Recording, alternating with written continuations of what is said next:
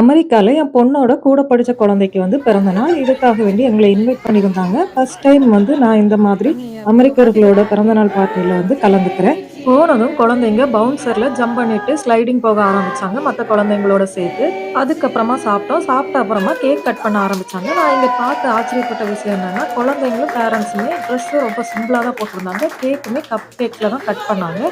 முதலா இந்த மாதிரி பார்ட்டிக்கு வரதுனால, எனக்கு வந்து எப்படி ட்ரெஸ் பண்ணணும்னு தெரியாது. நான் பார்ட்டி வியரே போட்டு வந்தேன். இவ்ளோ சிம்பிளா இருப்பாங்கன்னு தெரிஞ்சிருந்தா, குழந்தைங்களுக்கு நம்ம சிம்பிள் ட்ரெஸ்ஸே நான் போட்டு போயிருப்பேன்.